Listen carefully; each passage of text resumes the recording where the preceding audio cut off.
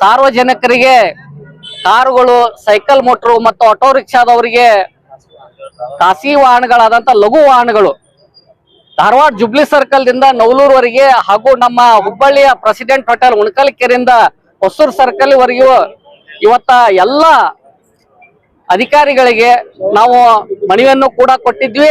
ಜಿಲ್ಲಾಧಿಕಾರಿಗಳು ಕೊಟ್ಟಿದ್ದೇವೆ, ಉಸ್ತುವಾರಿ ಸಚಿವರಿಗೆ ಕೊಟ್ಟಿದ್ದೇವೆ, ಅದೇ ರೀತಿಯಾದಂತ ನಮ್ಮ BRTS MD ಮೇಡಮ್ಗೂ ಕೊಟ್ಟಿದ್ದೇವೆ, ಹಾಗೂ ನಮ್ಮ ಕಮಿಷನರ್ ಸಾಹೇಬರು ಕೂಡ ಕೊಟ್ಟಿದ್ದೇವೆ.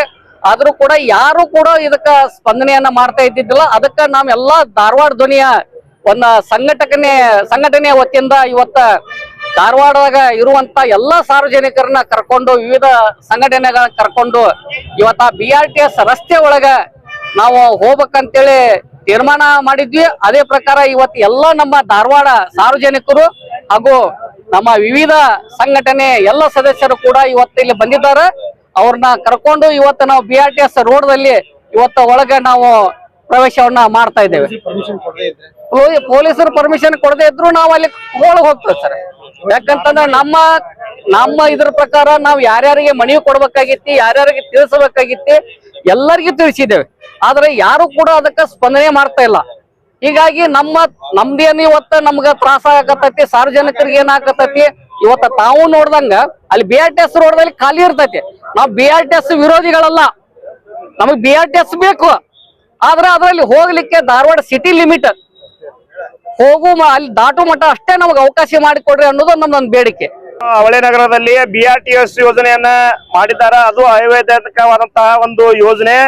ಈಗ ನಮಗ ಹುಬ್ಳಿಯಿಂದ ಬರ್ಬೇಕಾರ ಧಾರವಾಡಕ್ಕೆ ಬರ್ಬೇಕಾರ 1 ತಾಸು ಆಕೈತಿ. ಧಾರವಾಡದಿಂದ ನಾವು ಹುಬ್ಳಿ ಹೋಗ್ಬೇಕಾರ 1 ತಾಸು ಆಕೈತಿ. ಯಾಕಂತಂದ್ರೆ ಇತ್ತಿ ಕಡೆ 2 ಲೈನ್, ಆ ಕಡೆ ಲೈನ್ ನಮಗ ಬಿಡ್ಬೇಕಾಗಿತ್ತು. 2 ಲೈನ್ ಹೋಗಿ 1 ಲೈನ್ ಆಗೈತಿ. BRTS 200 ಬಸ್ ಅದಾವ, ಅವಕ್ಕೆ 2 ಲೈನ್ ಅದಾವ. ಅದಕ್ಕೋಸ್ಕರ ನಾವು ಏನ್ ನಮ್ಮ ಧಾರವಾಡ ಧ್ವನಿಯಿಂದ ನಾವು ಒಂದು ಏನ್ ಕೇಳ್ಕೊಳ್ತಾ ಇದ್ದೇವೆ ಅಂದ್ರೆ, ಜುಬ್ಲಿ ಸರ್ಕಲ್ ನಿಂದ ನವಲೂರ್ವರೆಗೆ ನಮಗ ಎಲ್ಲಾ ಬಸ್ಗಳನ್ನ ಬಿಡಬೇಕು, ಎಲ್ಲಾ ವೆಹಿಕಲ್ ಬಿಡಬೇಕು. ಮತ್ತು ನಮಗ BOB ಇಂದ ಬಸ್ ಸ್ಟ್ಯಾಂಡ್ ಮಟನ್ ಕೂಡ ಅಲ್ಲಿ ಬಿಡ್ಬೇಕಂತ ಹೋರಾಟ ಮಾಡಕತ್ತೇವೆ.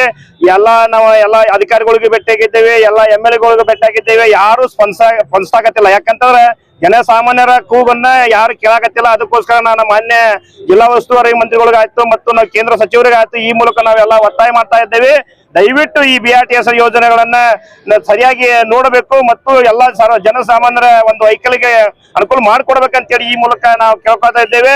ಒಂದ್ ವೇಳೆ ಕೇಳ್ಕೊಳ್ಳಿಲ್ಲ ಅಂತಂದ್ರೆ ಇದೇ ರೀತಿಯಾಗಿ ನಾವು ಡೈಲಿ ಇದೇ ಕೆಲಸ ಮಾಡ್ತೇವೆ. ಎಲ್ಲರಿಗೂ ಕೂಡ ಮುಕ್ತವಾಗಿ ಹೋಗುವಂತ ಅವಕಾಶ ನಾವು ಮಾಡಿಕೊಡ್ತೇವೆ. ನಮ್ಗೆ ಬೇಕಾದಷ್ಟು ಕೇಸ್ ಆಗ್ಲಿ, ನಾವು ಜೈಲಿಗೆ ಬೀಳಿ ಈ ಯೋಜನೆ ವಿರೋಧ ನಾವು ಮಾಡೇ ಮಾಡ್ತೇವೆ ಅಂತೇಳಿ ಈ ಮೂಲಕ ನಾವು ಎಚ್ಚರಿಕೆ ನೀಡ್ತಾ ಇದ್ದೇವೆ. ನಮಸ್ಕಾರ.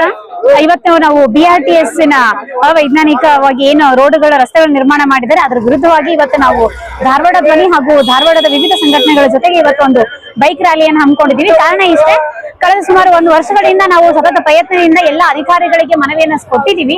ಆ ಮನವಿಗಳಿಗೆ ಯಾರು ಸ್ಪಂದಿಸದೇ ಇರೋದಕ್ಕೆ ಇವತ್ತು ಜನಸಾಮಾನ್ಯರು ಏನು ಕಷ್ಟಗಳನ್ನ ಅನುಭವಿಸ್ತಾ ಇದ್ದಾರೆ, ಅದಕ್ಕೆ ನಾವು ಇವತ್ತು BRTS ರಸ್ತೆಯಲ್ಲಿ ನಾವು ಖುದ್ದಾಗಿ ಅಂದ್ರೆ ಇವತ್ತಿನ ಬೈಕ್ ರ್ಯಾಲಿ ಮುಖಾಂತರ ನಾವು ಆ ರಸ್ತೆಯನ್ನು ಪ್ರವೇಶ ಮಾಡ್ತಾ ಇದ್ದೀವಿ.